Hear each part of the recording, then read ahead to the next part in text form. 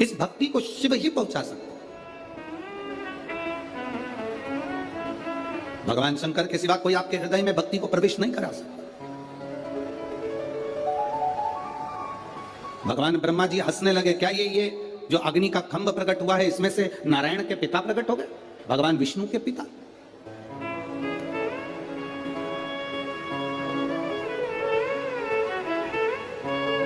भगवान ब्रह्मा जी ने भगवान विष्णु जी से कहा कि आपके पिताजी का सिर कहां है और उनके चरण कहां है? कभी शिवलिंग को देखेंगे आप तो शिवलिंग में चरण कहां है और उनके मुख कहां है, ये किसको मालूम पड़ेगा?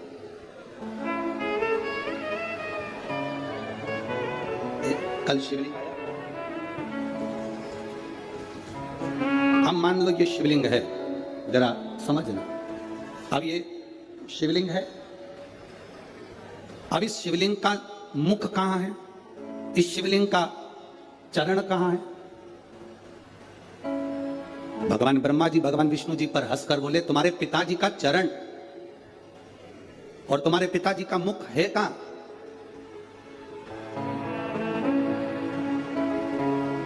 इस शिवलिंग का चरण कहां पर है, इस शिवलिंग का मुख कहां पर? ब्रह्मा जी हंसे ठाका लगा करके, ये जो शिवलिंग प्रकट हुआ है, जो शंकर भगवान का प्रतिबिंब जो प्रकट हुआ है, इसका चरण, इसका सिर, इसका मुख है कहां? ब्रह्मा जी जब हंसे तो भगवान विष्णु ने कहा, मैं नहीं जानता कि मेरे पिता का मुख कहां है, मेरे पिता का चरण कहां है, पर इतना जरूर कहता हूं, भगवान नारायण कहते हैं, पिता का मुख, पिता का चरण, इससे मतलब नहीं होना चाहिए, मतलब होना चाहिए कि पिता की छत्र छाया हमारे ऊपर है कि नहीं है, मतलब उससे होना चाहिए। कहां चरण है, कहां मुख है, दोनों में वाद विवाद हुआ। भगवान ब्रह्मा जी ने भगवान विष्णु से कहा कि मैं आकाश में जाता हूं और भगवान शंकर का सिर देखकर आता हूं, तुम पाताल में जाओ और भगवान शंकर का चरण देखकर आओ। दोनों जा रहे हैं। भगवान विष्णु ने मना कर दिया था, मेरे पाताल में जाने से कुछ नहीं होगा, शंकर भगवान के चरण मिलना कठिन है।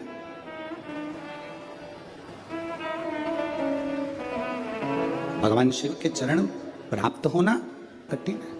शिव महापुराण की कथा तो यहां तक कहती है कि कोई शंकर का भक्त, कोई शिव का उपासक, कोई शंकर के मंदिर से निकल कर जा रहा हो, कोई शिव जी के मंदिर में रोज एक लोटा जल चढ़ाकर रोज मंदिर से निकल कर जा रहा हो, उसके भी अगर चरण के दर्शन हो जाए तो समझ लेना कि शंकर के चरण के दर्शन होगा। यही कोई शिव का भक्त, कोई शंकर की आराधना करने वाला, शिव की आराधना करने वाला, शंकर की आराधना करने वाला, शिव तत्व को जानने वाला, शंकर का भजन करने वाला, तुम्हारे पास पड़ोस में अड़ोसन पड़ोसन धड़ोसन कोई भी तुम्हारे नजदीक में भी कोई रहता हो और अगर शंकर के मंदिर में एक लोटा जल रोज चढ़ा रहा है, मंदिर में सेवा कर रहा है, मंदिर में श्रृंगार कर रहा है, बिना दिखावे के, बिना छल के, बिना बेईमानी के, बिना कपट के, बिना प्रपंच के, अगर शंकर की भक्ति में लगा हुआ है तो समझना कि यह शिव की उदारता है, ये शंकर की उदारता।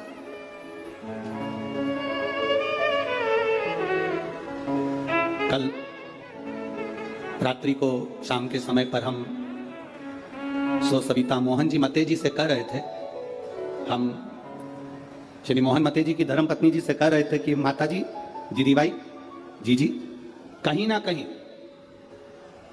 आपके पति श्री मोहन गोपाल जी मते जी का, आमदार जी का कोई ना कोई पुण्य शंकर जी के प्रति प्रबल जरूर हुआ होगा, उनकी शिव भक्ति दृढ़ जरूर हुई होगी, तब जाकर उनके ये क्षेत्र में शिव महापुराण की कथा आई।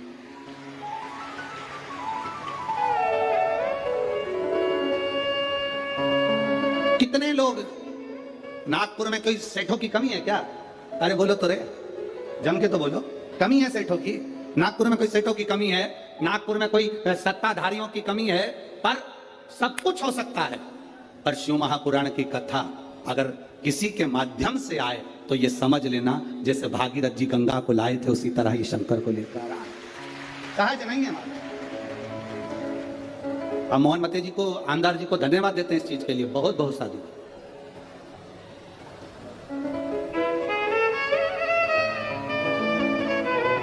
एक रास्ता छूट जाए, छूट जाने दो, एक घर छूट जाए, छूट जाने दो, एक दुकान छूट जाए, छूट जाने दो, थाली में भोजन छूट जाए, छूट जाने दो, पर शिव महापुराण की कथा कहती है अपना सनातन धर्म कभी मत छोड़ना, उसको पकड़ कर। जो सनातन धर्म को पकड़ कर रखता है, सनातन धर्म मेरा महादेव उसको पकड़ कर रखता है। आज दुनिया के लोगों को प्रसन्न करने के लिए ना जाने कितने कितने लोग अपने सनातन धर्म को ही गाली दे देते हैं। शंकर को जल चढ़ाने से क्या होता है, शिव जी पर दूध छोड़ने से क्या होता है, सनातन धर्म पर लोग उंगली उठा देते हैं। जिसने शिव को जान लिया वो जिंदगी में सब कुछ पा गया, जो शंकर को नहीं जान पाया वो सब गवा गया, सब।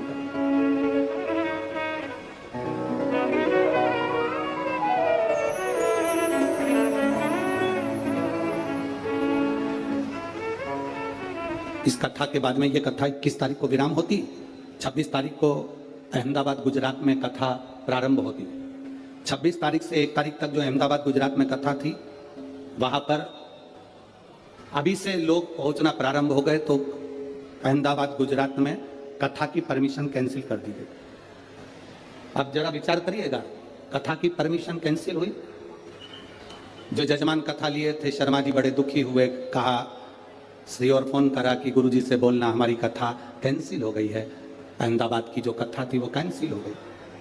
तो आशीष जी के पास फोन आया, आशीष जी से हमने कहा कि उनको बोलो चिंता करने की जरूरत नहीं, बाबा की जब कृपा होगी तब होती हो सकता है अभी तुम्हारी पुण्य की गुल्लक नहीं भराई होगी इसलिए कथा नहीं हुई, जब पुण्य की गुल्लक भरा जाएगी तो ये कथा होगी, तभी योग लगेगा, जिसके भाग्य में होगी कहां मिलेगी।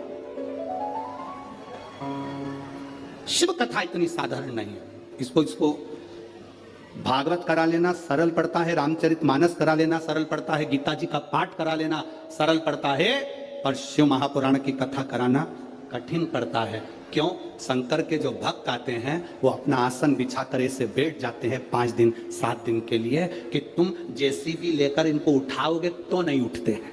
ये जहां बैठ गए तो बैठ, तुम कितना ही इनसे माथा बड़ी लो, कितना ही बोल लो, कितना ही, अपन सब इकट्ठे और शंकर जी के पट्टे, कोई हटे क्या?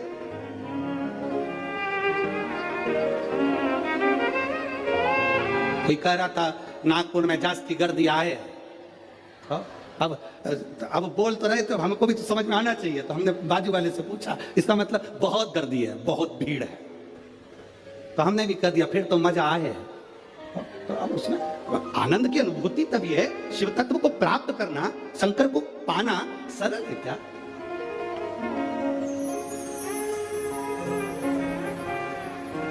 महाराज कठिन, बहुत कठिन। ब्रह्मा जी ने हंसकर भगवान विष्णु से कहा मैं सिर देखकर आता हूं, तुम पांव देखकर आओ। चरण देखने के लिए भगवान विष्णु पाताल में गए पर चरण नहीं मिले, वापिस आ गए। भगवान ब्रह्मा ऊपर गए, जाते जाते उनको केतकी का फूल मिला, उसको ले लिया। केतकी तू चलकर बोल देना भगवान विष्णु से कि मुझे ब्रह्मा भगवान शंकर का सिर मिल गया। केतकी ने कहा मैं झूठ क्यों बोलूं, शंकर भगवान के सम्मुख में कहने में तेरा क्या जाता है। ब्रह्मा जी ने कहा तुझे सुगंधित बनाकर रखूंगा, देवताओं पर चढ़वाता रहूंगा, चल बोलना। मेरी बात का अगर विश्वास नहीं करा तो गौ माता निकल कर जा रही थी, गाय को रोक लिया, गौ माता से कहा तुम नीचे जाकर कहना भगवान विष्णु के सामने कि भगवान ब्रह्मा जी को शंकर भगवान का सिर मिल गया। गाय कहती है मैं झूठ क्यों बोलूं, गाय घर में पहली रोटी जो बनेगी तुझे दी जाएगी। एक रोटी के चक्कर में गौ माता झूठ बोल दी, एक रोटी के लिए, एक रोटी के लिए झूठ बोला गया।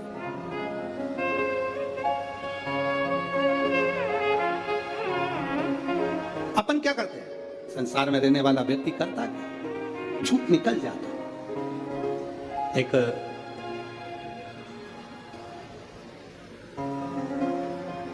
आपकी और हमारी पूरी जिंदगी निकल जाएगी तो नहीं समझ पाएंगे कि शंकर है क्या, शिव है क्या।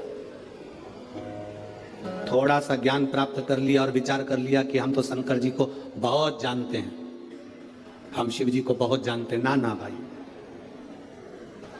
शिव को पहचानना बहुत कठिन, बहुत कठिन। उसको पहचाने कौन? शिव महापुराण की कथा कहती है राजा प्रसेनजीत ने अपनी दोनों लड़कियों का विवाह कर दिया था। रेणुका का विवाह शस्त्रार्जुन के साथ कर दिया था, रेणुका का विवाह जमदग्नि के साथ कर दिया था। एक ऋषि के साथ एक राजा के साथ किया गई थी।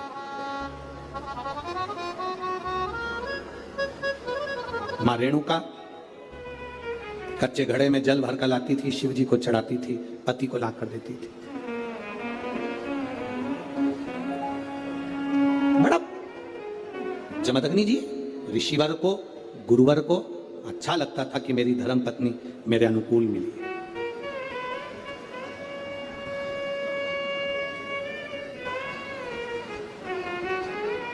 घर को अच्छा बनाने के लिए दो की जरूरत है, घर अच्छा बन जाता है। घर को अच्छा बनाने के लिए केवल दो की जरूरत पड़ती है, एक मिस्त्री, दूसरी स्त्री। दो अच्छी है। अगर घर अच्छा बनाना है तो दो की जरूरत है, एक मिस्त्री, दूसरी स्त्री। मिस्त्री थोड़ा बहुत गड़बड़ होगा चल जाएगा, पर जगदम्बा गड़बड़ नहीं होना चाहिए। मिस्त्री छत थोड़ी बहुत गड़बड़ डाल देगा तो पानी भरा रहेगा, बाथरूम का फर्श गड़बड़ डाल देगा तो पानी भरा रहेगा। मिस्त्री थोड़ा बहुत भी गड़बड़ निकल गया चल जाएगा, पर ये चंद्र घंटा, ये कुष्मांडा, ये स्कंदा अगर थोड़ी बहुत भी गड़बड़ निकल गई, रोज प्रतिदिन सुबेरे हुई नहीं और देवी चालू सुबह से उठते से। अरे उठ गए क्या?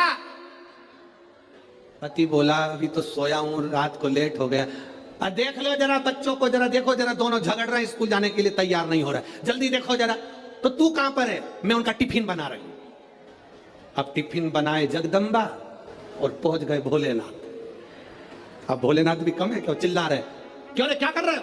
बस पापा देखो ये बाथरूम में से निकल नहीं रहा, देखो पापा ये नहीं निकल रहा। अब पिताजी एक को चिल्लाए, दूसरे को चिल्लाए, पिताजी बेचारे घबरा गए, अंदर जाके वापिस सो गए। अब थोड़ी देर बाद जगदम्बा फिर टिफिन पैक करते करते कमरे में पहुंच गए। मेरे को तुम्हारे लक्षण बहुत बुरे हैं, अभी तक सो रहे हो। अब बेचारा जैसा था वैसा की वैसा ही उठ के बैठ गए। नवरात्रे चालू हो गए, स्थापना करना है, देवी जी की पूजन करना, उठो जल्दी नहाओ। अब ये आरती गा रही, तेरे भक्त जनों पर माता भीड़ खड़ी है। पति इसके पास में बैठ मुंह देख रहा, हे जगदम्बा तुझसे ज्यादा ये बड़ी है भारी। ये इतनी बात।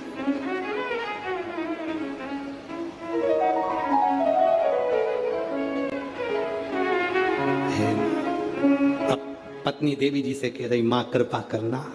पति थोड़ा तिरछा होके बोला, तू कृपा करना। देवी दया। बड़ी बहुत बहुत आश्चर्य वाली बातें होती है, बहुत आश्चर्य, बहुत आश्चर्य। चले सो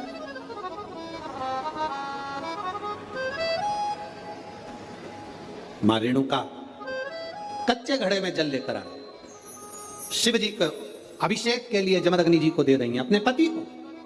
अच्छा मिस्त्री और अच्छी स्त्री घर को स्वर्ग बना देती है, श्रेष्ठ बना देती है। और अगर मिस्त्री थोड़ा बहुत गड़बड़ निकल जाए चल जाएगा, पर अगर स्त्री ठीक नहीं निकली तो घर में रहने वालों को स्वर्गवासी बना देती है। तो स्वर्ग तो जाने दो, स्वर्गवासी। एक पत्नी रोज तैयार होकर अपने पति से पूछती थी, मैं कैसी लग रही? पति बेचारा क्या बोले, रोज बोल देता था अच्छी लग रही है। अब एक दिन उसको गुस्सा आ गया, आज पूछे भला। और पति जा रहा था और पत्नी ने पूछ लिया, कैसी लग रही? पति बोला, ऐसी लग रही जैसे हरी घास में भैंस चल रही। अब तो पत्नी को कांटे से खून नहीं, गुस्से में ला, भयंकर गुस्सा। अब सोचे तो सोचे क्या? जैसा पति है, अगर वैसी धर्म पत्नी मिल जाए तो जिंदगी सार्थक।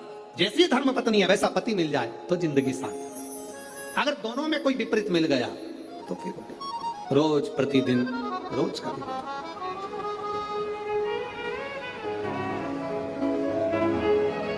वैसे तो मुझे उम्मीद है नागपुर में तुम सबको अच्छे ही मिले होंगे, और जितने मेरे जीजा हुन बैठे हैं उनको मेरी जीजियां बहुत अच्छी मिली होगी। इतना तो विश्वास, इतना तो मैं भरोसा रखूंगा। अब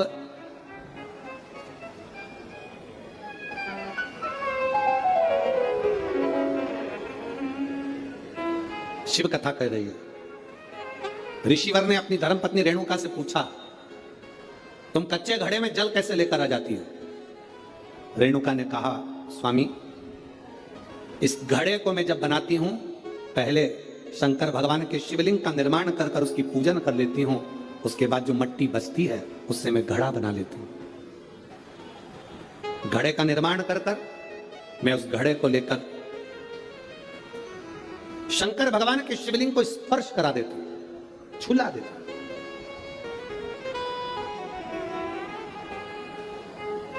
केवल शिवलिंग को छुआ देना।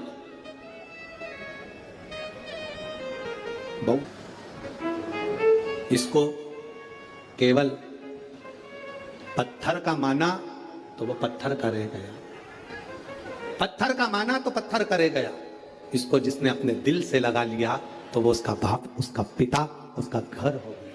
ये शिव है, ओ गड़ी शंभु, ये दयालु, सहज नहीं मेरा शंकर, इसको पहचानना सरल नहीं है।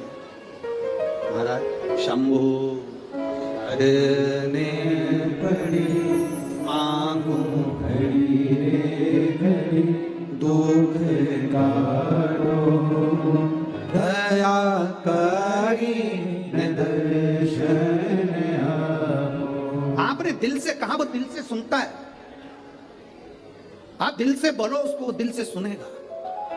रेणुका, तुम क्या करती हो जो तुम्हारे कच्चे घड़े में पानी आ जाता है? तुम करती क्या हो? अकाल मृत्यु वो मरे जो काम करे चंडाल का, काल उसका क्या बिगाड़े जो भक्त हो महा काल का। जो शिव की आराधना करने वाला होता है उसका काल भी सम्मुख नहीं आ पाता। काल बोल बम का नारा है सारी समस्या का हल।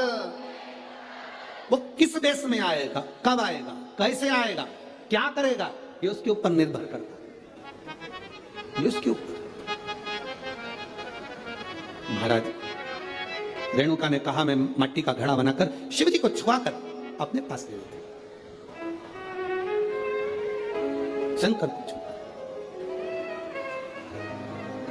नागपुर में देवी जी की स्थापना होती है। तांबे का, पीतल का, स्टील का, मिट्टी का कौन सा घड़ा रखते हैं? काय का रखते हैं? मिट्टी। काय का घड़ा रखते हैं? मिट्टी का।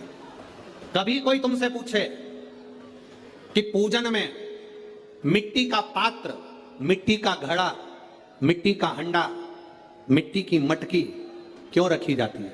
यदि कोई तुमसे पूछे तो तुम्हें उत्तर देना है, ये मिट्टी का हंडा, मिट्टी का मटका, मिट्टी की मटकी कलश में रेणुका माता के नाम से रखी जाती है, जो अखंड सौभाग्यता प्रदान करती है। देवी कोई सी भी हो, तुम्हारी कुल देवी कोई सी भी हो, तुम किसी भी देवी के मंदिर में जाओ, किसी भी देवता के मंदिर में जाओ, कहीं पर भी स्थापना हो, कहीं पर भी विराजित हो, कोई भी हो, पर मिट्टी का जो मटका रखा है, मिट्टी का जो हंडा रखा है, मिट्टी का जो कलश रखा है, मिट्टी का जो भाव रखा गया है, मिट्टी का जो सुंदर कलश रखा गया है, वो जो रखा, वो रेणुका माता के नाम से, वो रेणुका माता के नाम से। महाराज, रेणुका, तुम करती क्या हो कि तुम इस कच्चे घड़े में जल लेकर आ जाती हो? कच्चे घड़े में जल क्या करती हो तुम जो ये कच्चे घड़े में जला जाता है? रेणुका ने कहा, स्वामी, इसमें मेरा कुछ भी नहीं, इसमें मेरा कुछ नहीं, इसमें जो कुछ भी है सब देवाधिदेव महादेव का है। इसमें मेरा कुछ भी नहीं, जो भी है वो महादेव। बस यही समर्पण, इसी को समर्पण कहते हैं कि तुम्हारे दिल से तुम देवाधिदेव महादेव को हर बात, सब कुछ शिव को समर्पित कर कर चलो। अरे तेरा ही दिया मैंने खाया, तेरा शुक्रिया है, तेरा शुक्रिया है, मुझे भोले बाबा ने बहुत दे दिया है, तेरा शुक्रिया है, तेरा शुक्रिया ये जायदाद दी है औलाद दी है, ये जायदाद दी है औलाद दी है, मुसीबत में हर वक्त इमदाद की है, मुसीबत में हर वक्त इमदाद दी है, तेरा ही दिया मैंने खाया पिया है, तेरा शुक्रिया है, तेरा शुक्रिया। मुझे भोले बाबा ने बहुत दे दिया है, तेरा शुक्रिया है, तेरा शुक्रिया है। जो दिया वो कम ना दिया उसने, जो कृपा करी उसने कम ना करी, जो करुणा करी उसने कम ना करी है। रेणुका अब तो जमदग्नि जी की भक्त शिव के प्रति और जागृत हो, शंकर के प्रति और। आज रेणुका जल लाने में थोड़ी सी देरी कर दी। माता रेणुका के 5 पुत्र हैं, उसमें सबसे छोटे परशुराम जी हैं, सबसे लाने में देरी कर दी। अब जल लाने में देरी कर दी तो जमदग्नि बाबा ने ध्यान लगाकर देखा कि रेणुका क्यों लेट हो गई, आई क्यों नहीं, कारण क्या बना, क्या कारण है जो आने में देरी हो गई रेणुका, क्या हुआ है। ध्यान लगाकर देखा तो क्या देखते हैं, रेणुका जल लेकर आ रही थी तो जल लाते लाते उसका ध्यान थोड़ा सा भटक गया, दृष्टि मन चित्त थोड़ा सा विचलित हो। विचलित किसी गलत जगह पर नहीं हुआ, कोई नौका विहार करते हुए आ रहा था और रेणुका के ध्यान में आ गया कि ऐसा लग रहा है कि मेरा महादेव मेरे सम्मुख में आ रहा है। ध्यान तो विचलित हुआ, दृष्टि तो विचलित हुई, ध्यान तो गया। अब ध्यान विचलित हो गया, दृष्टि विचलित हो गई, क्रोध आ गया बाबा। अपने चारों पुत्रों को बुलाया, परशुराम जी आए नहीं थे उस समय पर, कहीं गए हुए थे। चारों पुत्रों को बुलाकर कहा तुम्हारी माता का सिर काट दो, तुम्हारी माता का सिर काट दो। चारों की चारों मना कर दिए। पिताजी क्या बोल रहे हो आप, माता का सिर और हम काटे, ये कहां की रीत, हम माता का सिर नहीं काट सकते, हम हमारी माता का सिर नहीं काट सकते पिताजी। पिता को क्रोध आ गया, श्राप वश कर दिया, चारों के चारों मूर्छा पाए, नीचे गिर जाए भूमि पर, पछाड़ खाकर जमीन पर गिर गए। तुम्हारा शरीर किसी काम का नहीं, अगर तुमने पिता का कहना नहीं माना तो। वो शरीर किस काम का, पटक दिया नीचे। चारों पुत्र मूर्छा खाकर गिर गए। थोड़ी देर में परशुराम भगवान आ गए। परशुराम जी आए, आते से उन्होंने देखा कि मेरे चारों भाई पड़े हैं। पूछ लिया पिताजी से, पिताजी ये चारों को क्या हो गया। तुम्हारे पिता तुरंत कहा तुम्हारे भाइयों ने मेरा कहना नहीं माना, इसलिए उनको मैंने श्रापवश यहां पटक दिया है। उनका शरीर बेकार हो गया, उनका शरीर काम का नहीं, मूर्छा में चले गए, उनको शुद्धता नहीं रही, शुद्धता पटक। परशुराम जी ने अपने पिताजी से कहा, बेटे पिता की आज्ञा ना माने तो बेटे किस काम के, पर आज्ञा क्या करी आपने, आप क्या चाहते हो वो बोलो ना। पिताजी ने कहा, ले परशुराम ये फरसा ले और तेरी मां का गला काट दे, शीश काट दे, उतार शीश। परशुराम जी ने पूछा कि मैं शीश काटूं, हाँ। हाथ में फरसा लिया परशुराम जी, और एक बार भी अपने पिताजी से यह नहीं पूछा कि तुम क्यों कह रहे हो इस मां को मारने के लिए, एक बार भी नहीं पूछा। पिता की आज्ञा है, स्वीकार करूंगा, पिता की आज्ञा है, स्वीकार करूंगा। जरा विचार करिएगा, अपनी चित्त वृत्ति में लेकर आइएगा इस बात को। एक पिता आज के बेटे से कहता है कि मुझे 1 गिलास पानी लाकर दे दो, और बेटा अपनी माता से कह देता है मम्मी पापा को पानी दे दो।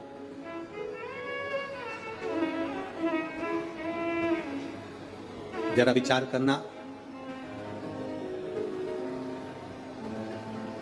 ये दुनिया की रीत, ये दुनिया का क्रम, जिस समय पर वृद्ध अवस्था में आप अपनी वसीयत लिख रहे होगे, जिस समय पर आप अपनी प्रॉपर्टी अपने बच्चों को दे रहे होगे, जिस समय पर आप वसीयत लिख रहे होगे, उस वसीयत को पढ़ के देखना पूरा, पर उस वसीयत में तुम्हारा नाम नहीं होगा, तुम अपने लिए कुछ नहीं रख पाओगे और ना तुम उसका प्रयोग कर पाओगे। बच्चों के लिए कमाया, बच्चों के लिए छोड़ जाओगे और अंत में एक फोटो और उसके ऊपर प्लास्टिक के फूल की माला चढ़ जाएगी और अंत बिंदु क्या दिया। पूरे जीवन हम हाय हाय करते हुए अपने जीवन को निकाल दिए, पर कभी मुख से भगवान का भजन ना कर पाए, एक लोटा जल शिव जी को चढ़ा ना पाए, एक लोटा जल भगवान शंकर को ना दे पाए, पूरा जीवन व्यर्थ गवा दिया। परीक्षा दो तरह की होती है, एक परीक्षा होती है लिखित, एक परीक्षा होती है मौखिक। बोलो सही है? अरे जम के तो बोलो। ठीक है, परीक्षा दो तरह की होती है, एक लिखित परीक्षा होती है, एक मौखिक परीक्षा होती है। लिखित परीक्षा में नकल हो सकती है, पर मौखिक परीक्षा में नकल नहीं हो सकती, क्योंकि उसमें जवाब आपको देना पड़ता है। उसी तरह पृथ्वी पर जब तक हो यहां लिखित परीक्षा चलती है, पर परमात्मा के दरवाजे पर जब जाओगे, यम के द्वार पर जब खड़े होगे, तब मौखिक परीक्षा होगी। तूने कथा सुनी, जल चढ़ाया, भूखे को भोजन कराया, प्यासे को पानी पिलाया, कभी किसी दीन के दया भाव रखा, कभी तेरे हृदय में किसी दुखी को देखकर दुख दर्द उत्पन्न हुआ, किसी सुखी को देखकर तेरे चेहरे पर प्रसन्नता आई, ये मौखिक परीक्षा ऊपर होगी। तुम कितना भी नकारा कर लेना, कोई ऑप्शंस नहीं है बोलने के लिए, तुम्हें केवल बोलना पड़ेगा, हाँ या ना में जवाब देना पड़ेगा। तूने भूखे को भोजन कराया, तू कहेगा हाँ, आंसर शीट रहेगी यमराज के पास, कैंसिल, झूठे, तू भोजन कराएगा, तू तो और दूसरे का खा के आ गया, कैंसिल।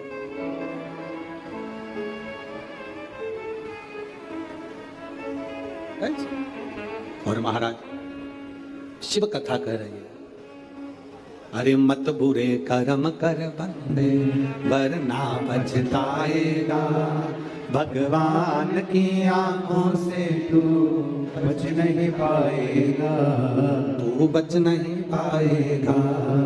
अरे ओ अज्ञानी मत कर नादान, तेरे कर्म का फल भी तू ही पाएगा, जैसा किया तूने तेरे आगे आएगा। मत बुरे कर्म कर बंदे वरना पछताएगा, भगवान की आंखों से तू बच नहीं पाएगा, तू बच नहीं पाएगा। अरे ओ अज्ञानी मत करना, तेरे कर्म का फल तुझे पाना, कोई दूसरा नहीं पाएगा। अपने कर्म का भोग अपने को भोग, कोई दूसरा नहीं भोगेगा। अब काट दे सिर, फरसा लिया, माता का सिर उतार दिया, मर गई। रेणुका का शीश कट गया, शीश कटा। जमदग्नि जी प्रसन्न हो गए, पुत्र बड़ा प्रसन्न हूं मैं, वर मांग, तुझे क्या चाहिए? 2 वर दे दो, मांग। एक वर तो ये कि मेरे भाइयों को वापस मूर्छा से उठा दो, तथास्तु। दूसरा वर मांग ले, मेरी मां को वापस जिंदा कर दो, वापस मेरी माता को जिंदा कर दो।